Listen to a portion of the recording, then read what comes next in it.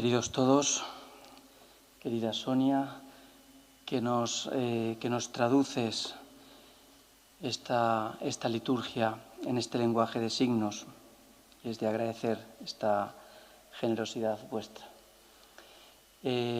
Como hacemos siempre, pues el saludo también muy cordial para todos los que nos seguís a través de estos medios y dar las gracias también a quienes los hacen posibles, nuestro diácono que nos asiste en la liturgia. El Señor está cerca de los atribulados. Nos lo tenemos que grabar esto.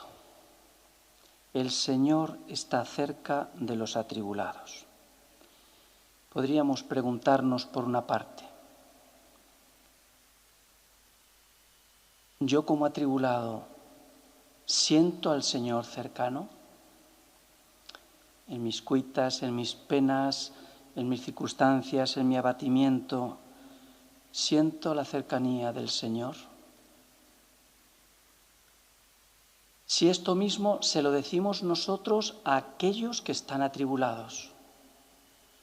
Si nosotros somos el cauce de Dios para decirle a otros, el Señor está cerca de ti ahora que te encuentras así. Es una afirmación que forma parte de la experiencia, en este caso, del salmista. El Señor está cerca de los atribulados. Esa es su experiencia. Y esa es la experiencia de tantos y tantos creyentes a lo largo de la historia. Y es este anuncio de esta buena noticia que hace que caigamos en la cuenta que la tribulación no es la última palabra, sino que el Señor nos consuela como solo Él sabe hacer a los que se puedan encontrar en esa circunstancia particular. Cuando uno grita, el Señor lo escucha y lo libra de sus angustias. En estos momentos está teniendo lugar desde Roma esta oración del Papa Francisco a todo el mundo, con esta bendición, con este deseo de que el hacer de Dios, la acción de Dios se cierna sobre todos nosotros y nos libre de esta pandemia. Y ha elegido el Evangelio de la tormenta, el Evangelio en el que la barca en la que va Jesús y los apóstoles es zarandeada. Nosotros aquí podríamos decir, efectivamente, cuando uno grita y los apóstoles le gritan al Señor, el Señor lo escucha y lo libra de sus angustias. Nos volvemos a Él con confianza para que nos libere de aquello que Él sabe que nos está estorbando. Él sabe lo que nos ocurre. Él sabe cómo lo necesitamos, cómo necesitamos de su salvación. El Evangelio de hoy nos muestra también una imagen que es cómo romper la balanza entre la aceptación y la no aceptación de Jesús. Nos encontramos con que Jesús se siente amenazado. Ya es público, es notorio que se quiere acabar con él. Y ante eso Jesús va a retardar su subida a Jerusalén. Sin embargo, va a hacer frente a lo que en algún momento será su hora. El Señor, por tanto, va a enfrentarse ante esta amenaza. Pero esta amenaza pone de manifiesto esta división que ya viene siendo anunciada tiempos atrás, desde su infancia. Jesús va a ser bandera de división. A lo largo de esta semana hemos visto cómo algunas personas han aceptado su divinidad, han aceptado su condición de hijo de Dios. Y veíamos a este hombre enfermo el otro día en la piscina que termina reconociéndolo. Vemos también el domingo pasado el joven ciego que termina reconociéndolo, acepta, o la Virgen María, ¿verdad? En este día 25, como celebramos, que acepta, hágase en mí. Por una parte está la humanidad que acepta el mensaje de Dios, que acepta la propuesta de salvación de Dios.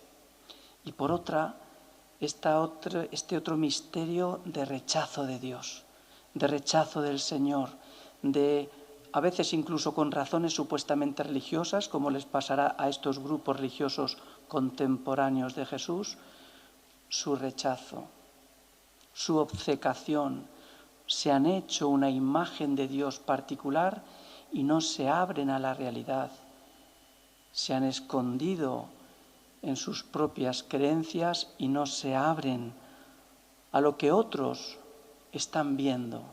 Han visto también a un ciego ver, han visto a un enfermo ser curado y sin embargo se siguen empeñando en su cortedad. El Señor ante esta amenaza no se va a quedar atrás, sino que la va a afrontar con ese deseo de incluso tratar de romper la obcecación. ¿Cómo hacer con aquellas personas que se empeñan en el rechazo, que se empeñan en la no aceptación? Y el Señor, enfrentándose a esa amenaza, se vuelve a enfrentar con ellos para decirles que viene el nombre de otro, que Él es enviado, que Él tiene experiencia del Padre. ¿Cómo no? Yo lo conozco porque procedo de Él y Él me ha enviado. Esto es lo que a nosotros se nos propone también. Él no deja su misión a un lado. Él es sumiso a la voluntad del Padre porque quiere hacer la misión del Padre, su misión. A nosotros se nos envía también a esta misión y ahora, en este momento de confinamiento, en este momento de realidades tan complicadas en los hospitales, en las casas, en tantos ámbitos, ¿verdad?, en tantos lugares, ¿cómo enfrentarnos a esto? ¿Cómo vencer la desesperanza? ¿Cómo vencer la tristeza? ¿O aceptamos el mensaje de salvación de Dios o nos dejamos llevar por ese otro torrente de tristeza, de desesperación? Nosotros queremos hacer como el Señor, enfrentarnos, dar un paso al frente y reconocer que cuando estamos ahí participando de la tribulación, el Señor está con nosotros. Y decimos lo mismo, decimos sus mismas palabras. Yo lo conozco. Quien tenga experiencia de la fe del Señor puede decir lo mismo que dijo Jesús ante los que no lo aceptan o ante esas situaciones de mentira, ante esas situaciones de violencia, ante esas situaciones de falta de caridad que nos podemos estar encontrando. Poder decir, yo lo conozco porque procedo de Él. ¿Acaso el cristiano no procede del Señor, no ha nacido de nuevo para mostrar una realidad distinta? Él me ha enviado. Que cada uno de nosotros, los que nos decimos creyentes, seamos así los portadores de la gracia de Dios que nos permita estar cerca del que necesita esta palabra de aliento, estar cerca de los atribulados, de los abatidos, que tantas y tantas circunstancias que se están viviendo en estos días puedan encontrar la ocasión para que respondamos con esta generosidad del Señor. No va a ser nuestra propia habilidad, nuestra propia pericia, pero sí en su nombre el Señor nos va a aprovechar para llevar su salvación allá donde nos encontremos. Así sea.